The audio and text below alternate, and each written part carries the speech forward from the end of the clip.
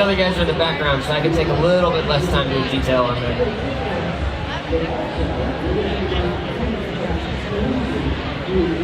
Look at that.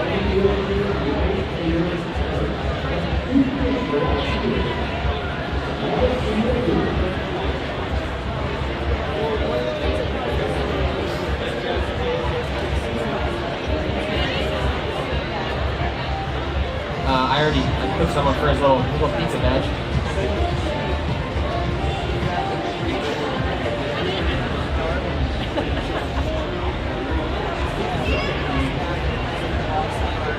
By the way, guys, this is Lee. This is one of my apprentices. He flew in here from Phoenix to help me stay sane while I mix batter and draw pancakes for you guys. Apparently, you can be. All right. Apparently, you can become a pancake art apprentice. I didn't know that until I got on Instagram and was like, hey, I can hire these people. Join me and together we shall rule the pancake art industry.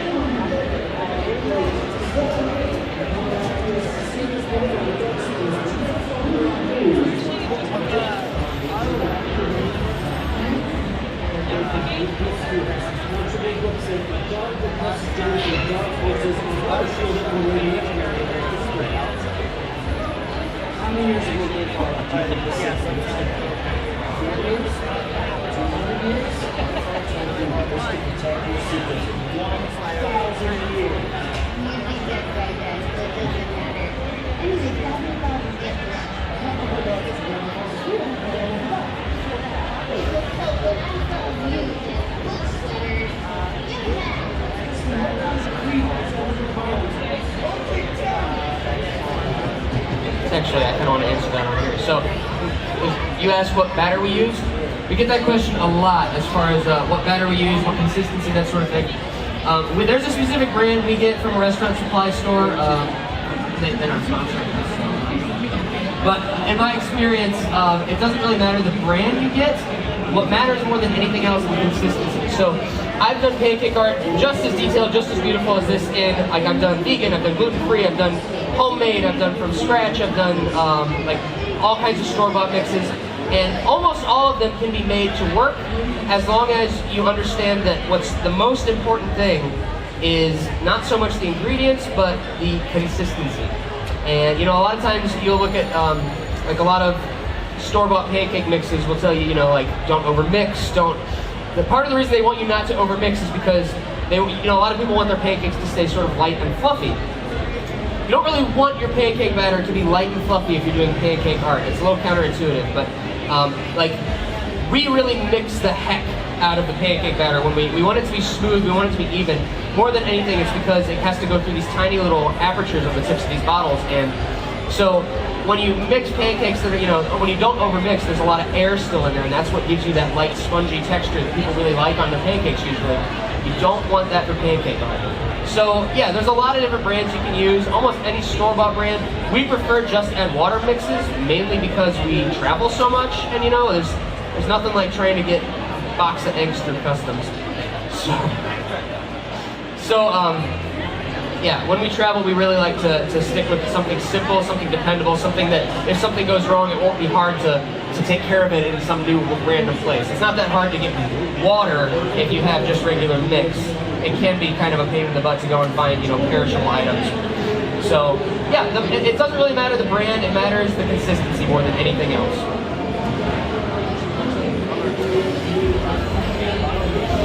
Once you mix up the colors, the batter can keep for a little while. I've found that, I mean, you can stick it in the fridge. I've found, even if you do refrigerate it, I've found that when I do a pancake art session, I really like to use it within 24 hours, even if it's refrigerated, because I'm not sure exactly the science behind it, but I think there's some sort of, something happens with the icing gels where they seem to sort of like start to degrade, and it's not like, it doesn't dramatically change the flavor, but what will happen is the colors will actually get like kind of splotchy on the second day. So it'll last for a little bit, but I try and make it fresh every time I do a session. You know, anytime, especially, it's more, that's the artist in me more than anything else.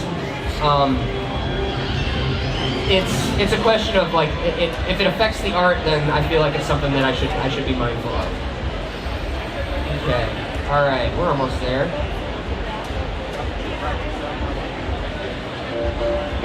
How long does it take me to mix up all these colors now that I have like a good system in place for getting that palette going?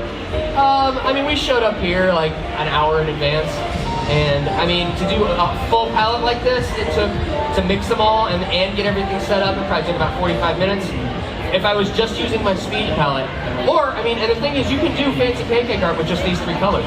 And better yet, you can get these three colors with cocoa mix instead of icing gels, which actually does change the flavor, but it's the exact same system art-wise. And that takes me like 10 minutes to mix three different colors, no time at all. And then you can get in there and like have fun, and your whole kitchen smells like chocolate cookies. Okay, I just turned my griddle up. I never cook my pancake art really hotter than, I usually set it between 200 and 250 degrees. The main reason for that is that no matter what fancy colors you're using, it all starts to turn brown. So if you cook it, it takes a little bit longer to cook it through than standard pancakes, but you're going to preserve more of your color integrity, which is why I like to do that. Right now what I'm doing is I'm adding a little border to this pancake. And the main reason for that is, especially with some pancakes, like these guys have these little antennae on top, we are still dealing with a pretty fragile medium. Pancakes are not the most durable, you know, they're very soft, they're very spongy. So those little, anytime like, or if you draw like a cat and it has whiskers, or an octopus with all those tentacles, anything where it's like not really with the rest of the pancake, you have somewhat of a risk of that flaking off when you flip it over. So I like to give my pancakes a border to sort of keep them whole, like keep them held together, but also because the border can kind of add another aesthetic. It makes whatever's inside it, if you use some interesting colors like this, it creates a little bit more contrast and makes whatever you just drew pop a little bit more. So, let's see here. So I'm going to border it. Right now, it's cooking all the way through. You guys can see it starting to steam. Now is an interesting time. I can point out that most residential griddles, I mean, I like them because they're cheap, they're small, you can take them everywhere, you can plug them in. Excuse me. There are some problems with it. If you look closely, you can see that this section of the pancake doesn't have nearly as many bubbles as here or here. That's a problem with the heating element. For those of you who don't know what a heating element is, that's basically, there's a little piece of metal that it goes around in a big rectangle underneath this, where the electricity comes in here and travels around like that, and that's where the heat actually comes from. But because it's a big rectangle, it doesn't really heat that center spot as well. And sometimes there's a temperature difference of between 50 to 100 degrees. It's enough to make you, sometimes what will happen, especially if you cook hotter than 200, 250 degrees, you'll get like color variation, where like the middle is not as dark as the edges, which sometimes that's frustrating depending upon how hot your griddle was.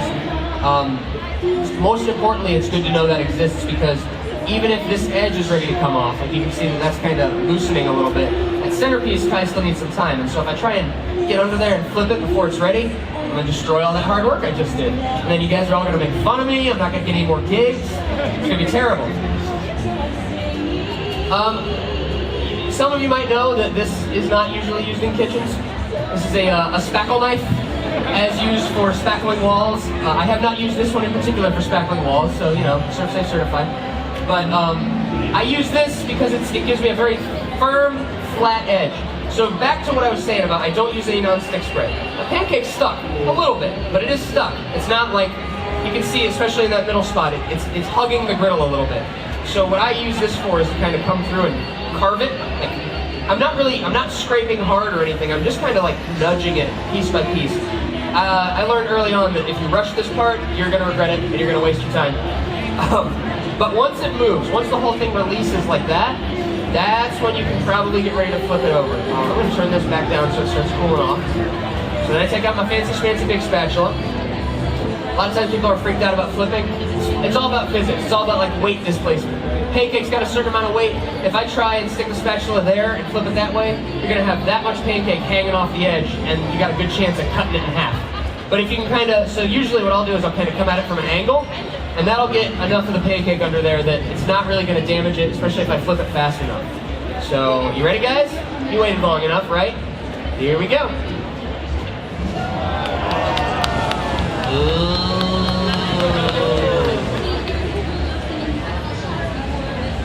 I like that. It worked out okay. That's going on the Instagram. Alright, let me shut that down, turn it off. Okay. Oh yeah, that's a good point. So for those of you who are interested, you can find me on all kinds of social media, YouTube, Facebook, Instagram. Usually you can find us if you just look up Dancakes, just Pancakes with a D. I was born with like the best name in the world for this. And the actual handle is Dr. Dancake, D-R-D-A-N-C-A-K-E. You guys can also find me on like, Oh My Disney hired us. We're on a couple of their YouTube videos. Here.